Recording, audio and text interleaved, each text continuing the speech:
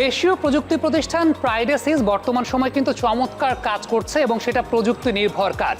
সবচেয়ে উল্লেখযোগ্য ব্যাপার হচ্ছে আমরা দক্ষ মানব সম্পদ গড়ার যে ক্ষেত্রটা রয়েছে এবং সেই জায়গায় পুরোপুরি ব্যবস্থাপনার যে দায়িত্বটা, সেই দায়িত্বটা কিন্তু তারা খুব ভালো মতো পালন করছে।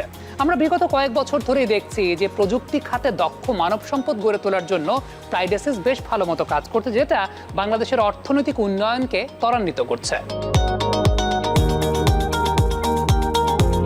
আমরা শুরু করি 2013 সালে।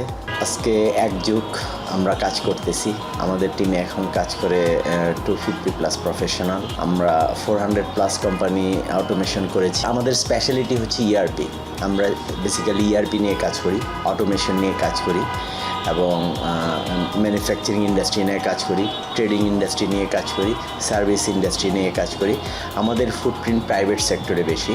আমাদের রেভিনিউর 60% আসে প্রাইভেট সেক্টর থেকে, 30% আসে ইন্টারন্যাশনাল মার্কেট থেকে এবং 10% বিলো 10% আসে হচ্ছে গভর্নমেন্ট সেক্টর থেকে। তো আমাদের প্রাইভেট সেক্টরগুলোতে আসলে এবং ইন্টারন্যাশনাল ইআরপি নিয়ে কাজ করি।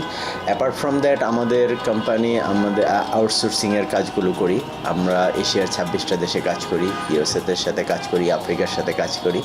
আর আমরা যখন থেকে কাজ শুরু করি আমাদের বেস্ট প্রফেশনালগুলোর সাথে নিয়ে এবং টিল টুডে আমরা একসাথে কাজ করতেছি। আমাদের একটা স্বপ্ন আছে, আমাদের 2025 সালে আমরা একটা ইন্টারন্যাশনাল ইআরপি রিলিজ দিচ্ছি, বিকিউ।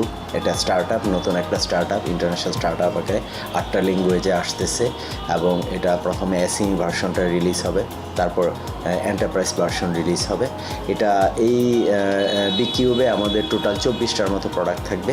এখানে SME ERP, enterprise ERP, POS থাকবে, সিআরএম থাকবে, এইচআর থাকবে, ইন্ডিভিজুয়ালি সবগুলো প্রোডাক্ট যে কেউ সাবস্ক্রাইব করতে পারবে সার্চ বেস মডেলে। এই হচ্ছে আমাদের স্পেশালিটি।